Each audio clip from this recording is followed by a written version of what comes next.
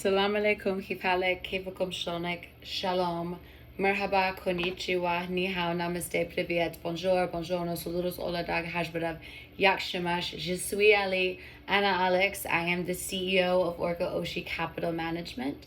I'm also an electronic dance music DJ. Shout out to my partner, Ronnie, by BTS, behind the scenes. I could not do these videos without him.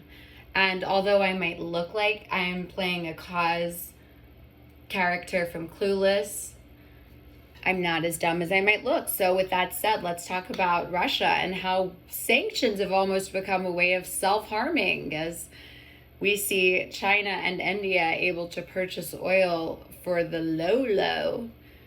And with irony being they're purchasing the amount, the totality of what the European Union would be purchasing. So I'm not sure what Russia's losing. Their currency, again, is up 80% the year. So far, they seem to be, the de-dollarization project is working quite well for them. I don't know what you all drop, of course, your comments in the C section below. I love hearing what you all have to say. Let's talk about Israel and India. I have said this and hammered it, and I've told you guys to hold me accountable. I keep saying that India and Israel will be emerging markets, and I find it very interesting that Israel has lessened its dollar reserves and added more. I forgot what they called them, but nonetheless, the yuan, and then I want to say some Australia and Canada, and of course I have to put the accent in because, well, I'm ADHD. If we can't already tell, gold is up quite high year to date, and I find that interesting. Do we think it's because of the gold-backed currency in Russia, or Putin being the largest gold hodler? Okay, sure, let's add some Bitcoin lingo in there. Ugh, tech, yikes. Bitcoin, please stop trading linear to tech. It's breaking my heart. Nonetheless, let's get back on track to Russia. I'm still very saddened to see that gas in America is what it is. Saudi oil just went shoom. So for anybody that's in the CME right now, can I get an amen? Good job. Crown Prince Mohammed bin Salman's killing it. And let me say this, with the SoftBank Vision Fund, the Gulf is going to be fucking lit. I honestly, as a Jew, I've never been more excited to do business with the Emiratis and the Emirates and in Israel, because my personal opinion, don't come for me, is the Middle East is going to thrive with this economic recession, depression, Steve Jobs to no jobs. We had, 200,000 lost last week. We have 15,000 layoffs in the tech sector. And ironically, tech is what makes the world go round. Wait till engineers take a pay cut. I want you all to think about this. I love developers and engineers so much, which is why I don't believe that they should be forced to keep their heads down to create shit coins built on the Ethereum Ether network. And I know I'm going to get a lot of hate mail for this, but Web3, nay. Already copyrighted it, Web4 all, get it? Fork off the Bitcoin network, make it a little bit more challenging. Nonetheless, Ether, Ethereum, however that you want to pronounce it, to me reminds me of the 405 in LA. A lot of traffic, a lot of gas, cool, trendy, one virus, one bug away from a lockdown and anyone and everyone ending up on Skid Row. Personal opinion, don't come for me. Would love to know your thoughts. Do you all think that this is going to be a currency that's going to survive? I am not a maximalist. I am someone who loves anything I can make money from. Like LTC, XTZ, Cosmos, any of them. I mean, the tickers are going on in my head right now. ADA, gosh, I feel very XLM. I'm just, there are too many now though. So can we agree, at least the shit coins that are about to go bye-bye, may they rest in peace. I'm sure some people did very well, but the slot machines are open in Vegas and in Macau, and you have a better chance of Macau. Speaking of Asia, let's talk about the yuan and the stability of the yuan. I don't know if any of you ever check, but the yuan seems to always be chilling at 0.15 to the dollar, so 15 cents to the dollar. And doesn't really move much. So as the Fed raises rates, I think China's currency stability situation might be a little helped, if you will. Again, don't come for me. Modern day Mao is on a whole nother level of scary. Yikes. The Shanghai lockdowns are absolutely heartbreaking. And I just think it's a beta test for the digital yuan, being they seem to always announce these lockdowns being over and then airdropping citizens in different parts of China digital yuan, whether it's to track for taxes, for students, and whatnot. And meanwhile, still in the US, we don't even have any type of legislation. Oh, wait, never mind. Fuck the legislation. We don't have a coin. We don't have a central bank digital currency. And yet the IMF, International Monetary Fund, identifies 5. And remember, the yuan just got a little bump. The yuan, the yen, the pound, the euro, the dollar. So it's a central bank digital currency rush. So who's do you all think is going to, I don't know, let's say take over the world? Because what's going on right now is not working. I'm amazed people don't know the Fed's going to hike rates. I'm going to guess 0.5. My hunch. I do really like how different branches of the Feds are speaking their minds in regards to how they want to see inflation run. I've seen a lady, a really cute blonde girl. I like her opinion. I like the other ones. But my question is, you guys and ladies, we went from Steve Jobs to no jobs. And the labor market arguably is around 23 million plus not employed. And so if the job numbers were so great, why is there even a necessary debate? If the job numbers are so great, let's hike those motherfucking rates up like an Elon Musk rocket to match inflation. That way we're not a Photoshop version of Venezuela, because right now America looks a lot like the Instagram girl that uses Facetune Photoshop and then looks like a catfish pond when you see her in person. Yikes. And it's so, what's even more interesting to myself is the lack of fucks given or even knowledge of monetary policy or willingness to debate it. I love a good solid debate, but my age group, I sincerely apologize that we even exist, seems to care more about a victim therapy culture. This is going to hurt us. We have a victimhood therapy culture, and there's nothing wrong with therapy. Everyone knows I'm an advocate for PTSD awareness, ADHD, all the Ds, whatever. However, to be a professional victim and never get through trauma with mentors, at least for myself, but mentors, because they're men, and they've been lovely for myself, is going to be very unhealthy, because you're going to need a skill set. Layoffs are coming, in my personal opinion, because corporations are not going to have the money to hire in a depression or to keep the amount of people going. We haven't heard much about supply chain issues, but we really don't know what these warehouses are looking like. We know that Amazon's shrinking their warehouse, at least somewhere, I can't remember. But nonetheless, that's a red flag. Walmart's stock's still not performing well.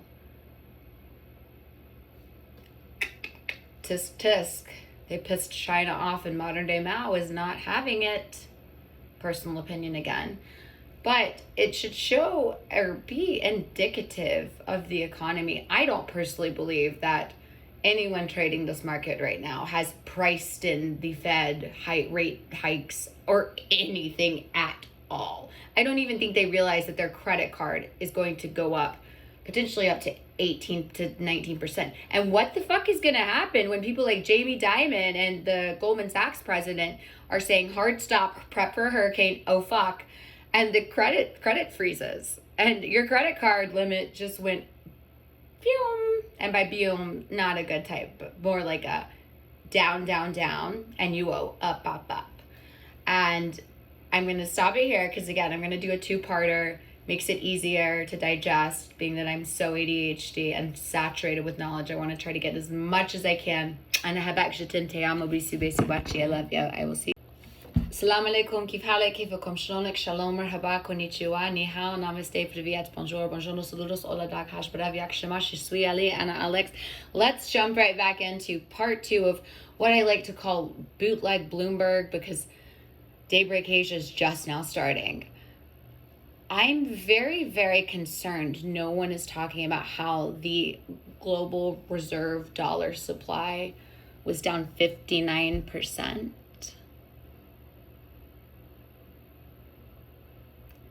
That means 59% down in the very last quarters, that'd be 2021. That's the dollar, which is supposed to be the world reserve currency, but we have 5 identifying as 1. Super, super, I guess, inclusive. The yen, the yuan, the pound, the euro, the dollar. And then in my personal opinion, it is a race to a central bank digital currency. And the United States has already lost. Nonetheless, I think one extraordinary, exciting thing for someone who loves triangular arbitrage and is very, very comfortable with different currencies, whether they be digital or Forex, is the Forex market's up about 3.84 billion to, I want to say 600 and something billion. I don't have the numbers, again, because I freestyle in my head. Mortgage rates went back up 5.3 to 5.4, depending on who you look at. Home sales in Atlanta and Nashville are going up. However, there's a 59% supply that has not already been sold. And I do agree with the Dallas Fed, who says we're in a housing bubble. Yeah, we are. I'm so glad that someone decided to say it out loud. And I also want to commend the Soros Fund, or the person who said we're fucked in a recession as well. And by the way, he's a very brilliant writer. Everything that I seem to have a problem with in relation to China, go to him, read his work, his literary work. I find him to be a very, very, very good writer. If you guys want to know more about China, I think he's probably a very, very good source. Nonetheless, let's jump back in. I really want to make sure that I get this right for you all. I want to thank, too, as well, every fund and every investment bank that has been so loving and kind. Every time I post a video, you all send me DMs, send me the sweetest ones, and even the most extraordinary people and institutions. And I am so humbled, and I do want to take a time to just say thank you, because wow, I'm very, very, very blessed and honored to have been given a platform in general, and so to be able to use it and speak how I feel is wonderful, and to see who agrees with me, who doesn't. So Fed rate hikes 0.5 June. I'm going to guess in September they're going to keep the momentum going.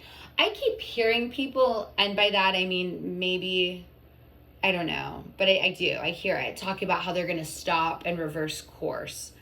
No, the fuck they're not. I'll bet on it. Probably not, okay? These are smart, well-educated to-do people. And although, again, Carlyle Group, I expect better from you, Jerome Powell, I don't think is that inept at all. Speaking of Venezuela, and it just popped in my head, and I was thinking of gold and how gold has gone up and why that is. Venezuela, the UK won't give Venezuela back its gold because they disagree with Venezuela's policies. Nonetheless, Venezuelans are shaving gold for goods. And so it does make me then think about Jamie Dimon and how JP Morgan has stocked the shit out of their vaults with, I want to say silver, could be wrong, please correct me. I'm someone who wants to be corrected. But we definitely are in a housing bubble. And it depends on the area. For example, Los Angeles has had houses prices drop already, but Atlanta and Nashville are up right now. I think Toledo, Ohio is number 1 right now in relation to price dropping. Again, fact check me. I think it's going to depend what you find or where. Foreclosures, we have about 56 to 59,000 plus, and that doesn't include the 1 million still in mortgage forbearance. If Americans do not stop using credit, my gosh, $54 billion for consumer credit in the past month, and then credit card debt, 54 billion, I want to say at the end of 2021, something like that. Like, why are we acting like this, you guys? Materialism. We have a 70% consumer economy. That means we need to make shit in order to catch up, exist, not look like Zimbabwe in a wheelbarrow of cash that's devalued, and we've debased our currency. It's embarrassing. I'm ashamed. I hope we can do better.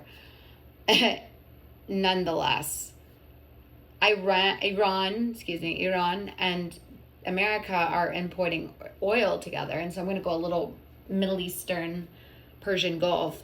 I am a bit troubled with that simply because we have Los Zetas at the border and the triple frontier: Paraguay, Argentina, Brazil. They go Colombia, Cuba. Los Zetas, Loszetas, that sit at the Mexican border. They are part of the reason America can't control it, but they're funded by the Iranian regime. So if we want to ever talk about Hitler, seeming that is the topic of choice that people want to call one another nowadays, the Ayatollah of Iran has expanded territory like Hitler. And what is this going to look like in relation to America potentially failing? What is this going to look like when they're doing business with China? They've already done business with China. I'm not sure that I even agree. Aramco is America's biggest, or was, or supposed to. Anthony Sampson, Seven Sisters, Tal, love you. But nonetheless, Aramco is the most important oil company. So you have the Russia's, which is the biggest. Aramco is the most important. KSA USA, ride or die. I mean, if the besties of the besties existed, that would be it. And the Trans-Arabian Pipeline is the shortest transport of oil. So Iraq, Lebanon, Israel, Saudi. And this is, of course, why we have to go to war, because you just can't fuck with our pipeline. And it goes around the strip. But to see Saudi Arabia with OPEC Plus, not including America, it shows you all how America is not taken seriously. No one gives a damn about what's going on in America, because perhaps, I suppose, the inclusion and diversity argument can only get one so far. And I want to pick up this. I'm going to pick this up, you all, and just kind of go through if there's anything that I've mixed. Okay, got this done. Oh, yeah, Fed shrinks balance sheet.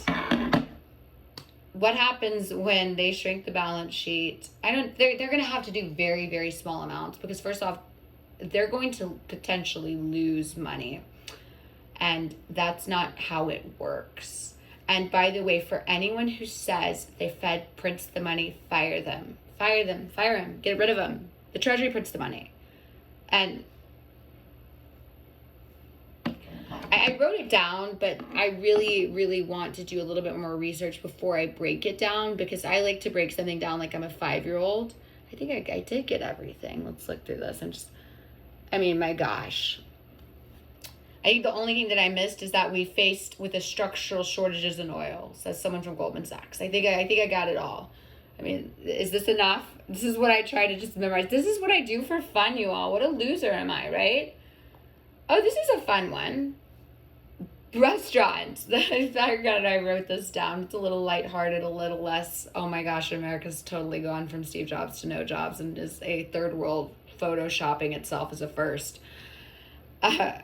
Restaurants add fees to checks to counter inflation called kitchen appreciation and wellness. I have no idea what that means. Do we appreciate the kitchen? I just thought the names were funny. Like, what the fuck does that mean? Wellness for the restaurant or for the workers? What are your thoughts? Are you guys seeing an increase in your bill? That was something I definitely had to jot down just because I thought it was hilarious. And I did want to bring up something, which was banks. Back in 2020, a lot of people don't know this, but the Fed Reserve on their website, after one of the acts was signed, one where we, of course, print too much fucking money and cause debase our currency and stimulate. I didn't get stimulated, but many of you who were stimulated, I hope you enjoyed it.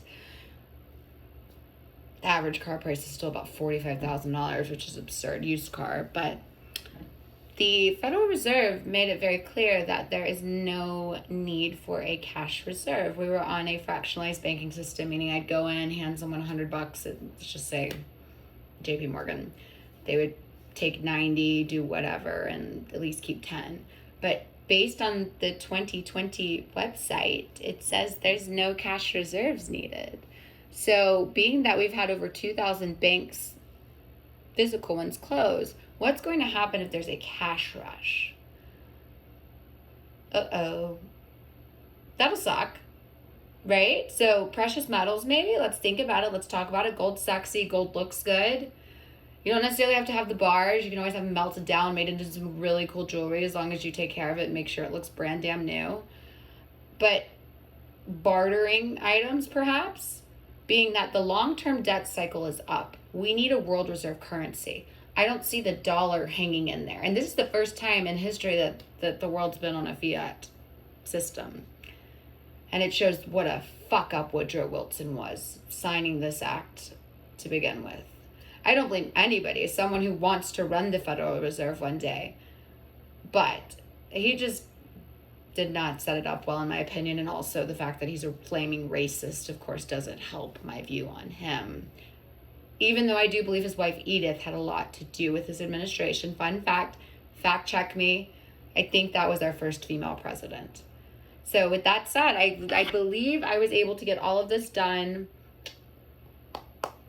because I like to memorize things. I think it's so lazy when people get on and read a script. People always ask me, am I scripted? Am I scripted? Am I scripted? And I'm going, what? First off, I'm way too ADHD to be scripted. I go off, I couldn't, no. But housing crisis coming soon. Big Short 2.0 coming soon. I am curious about, still, I personally believe the Federal Reserve could do something selling the mortgage-backed securities to the banks in a form of a swap. I'm really curious to see how bilateral swaps are going to do because, oh shit, there's one more thing. So the IMF came out with 2 types of technology that makes it easier trading with emerging markets. And because of this, easier, cheaper, and more efficient. There are 2 types of tech.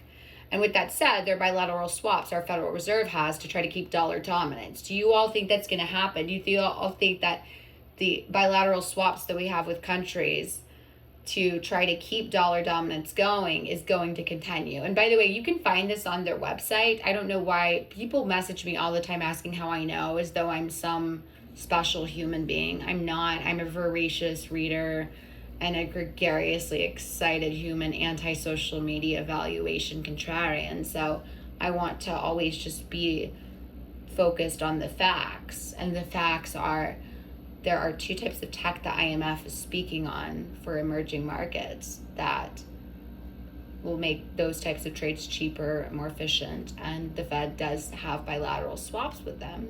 These are foreign exchanges, by the way, just FYI. So how do we think that's going to work out? They started them in 2008-9, not because of goodwill, but a little bit more nefarious reasons to try to make sure dollar dominance worked. But can they do it a second time?